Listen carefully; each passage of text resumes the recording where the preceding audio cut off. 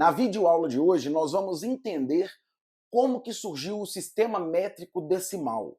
Vamos entender e caminhar para a história da Grécia Antiga até os dias de hoje, para entender como que surgiu e qual a definição do metro. Vamos também aprender a fazer medições com a trena e com o paquímetro. Vamos entender um pouquinho mais sobre medições precisas e medições não precisas. Qual a importância de termos uma medição precisa? Será que no dia a dia é importante a gente ter uma medição precisa? Ou será que apenas na indústria é necessário uma medição precisa?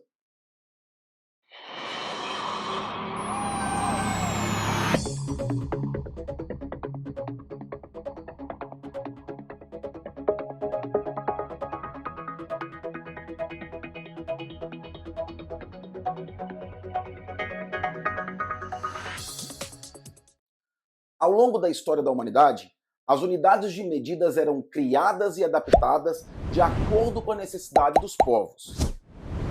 Muitas das vezes, essas medidas eram realizadas tomando como base partes do corpo. Por exemplo, o cúbito era uma medida utilizada pelos egípcios há aproximadamente 4.000 anos. Esta medida era determinada pela distância entre o cotovelo até o dedo médio do faraó.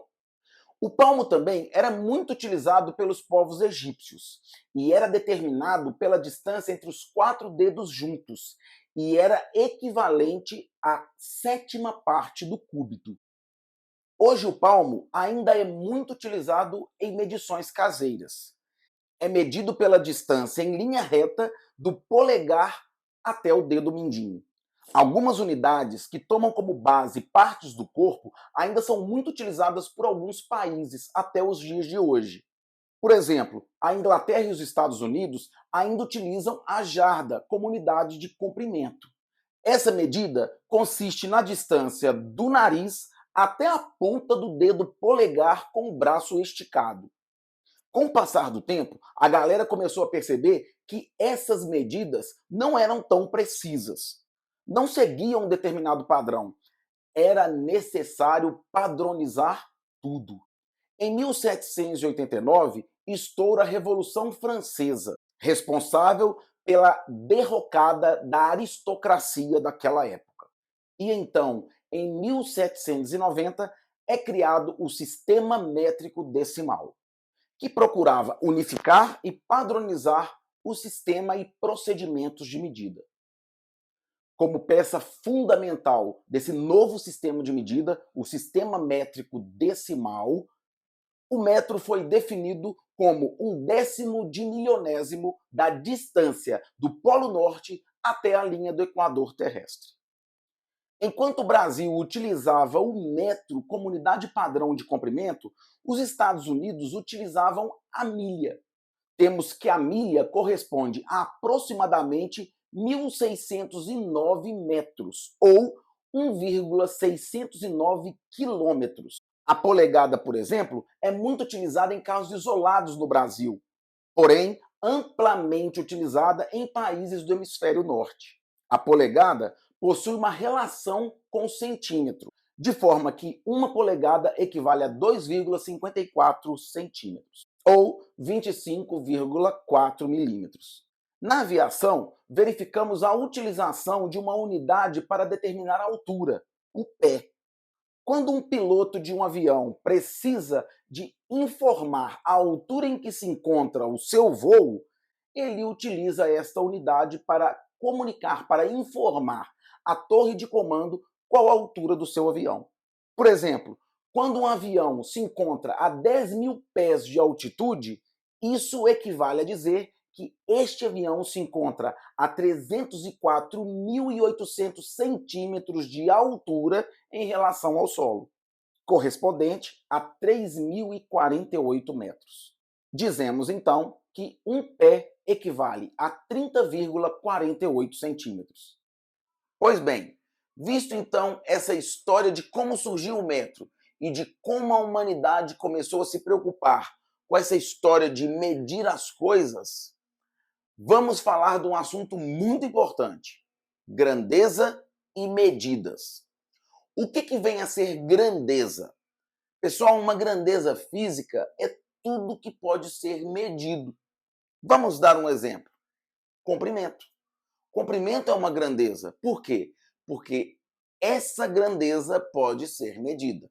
Área, temperatura, distância, massa, tempo, corrente elétrica, energia, força, trabalho, são exemplos de grandezas físicas.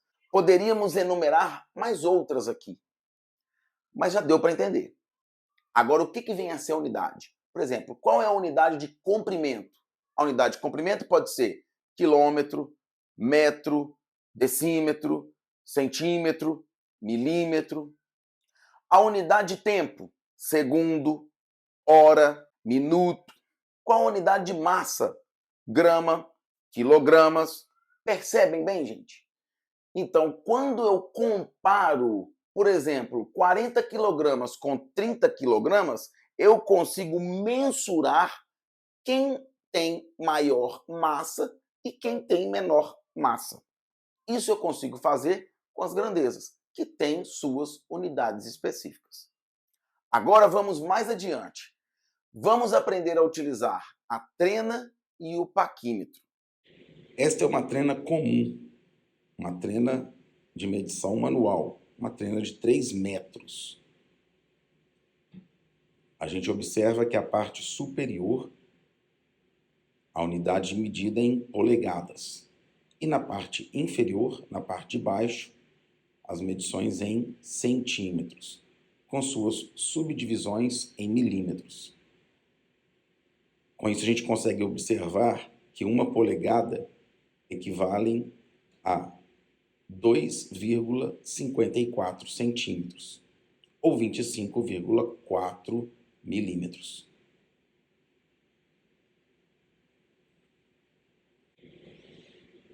Aqui nós temos um paquímetro. Com o paquímetro, a gente consegue medições mais precisas. Com o paquímetro fechado, a gente observa que ele mede 0. Essas medições, na parte superior, a gente mede em polegadas e na parte inferior, em centímetros. A gente observa que a gente tem no paquímetro uma escala móvel, que é exatamente com essa escala móvel que a gente vai utilizar para fazer as medições. Por exemplo, se eu tiver essa medida com o 0 da escala móvel bater exatamente em 2, a gente pode falar que essa medida é de 2 centímetros. Agora, se eu tiver o 0 batendo aqui, exatamente no pauzinho entre o 2 e o 3, a gente pode falar que essa medida tem 2,5 centímetros. Agora, se eu tiver essa medição aqui, onde o 0 da escala móvel não bate exatamente com nenhum dos pontinhos de cima, como que a gente vai proceder na leitura? 2,5 já passou, 2,6 também passou, está entre 2,6 e 2,7. Então, a próxima medida, a gente vai pegar o número da escala móvel, que o seu pauzinho bate exatamente com a da escala fixa. A gente observa que é o número 6 da escala móvel batendo com 5. Então, a gente pode falar que essa leitura é 2,66 centímetros.